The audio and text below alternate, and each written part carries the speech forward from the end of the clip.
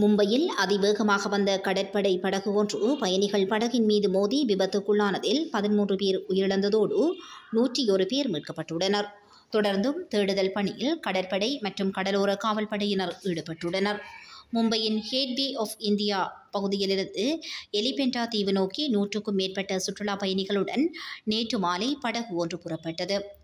அந்த வழியாக வந்த கடற்படையின் ரோந்து படகு ஒன்று கட்டுப்பாட்டை இழந்து பயணிகள் படகு மீது அதிவேகமாக மோதியதில் இந்த விபத்து ஏற்பட்டுள்ளது.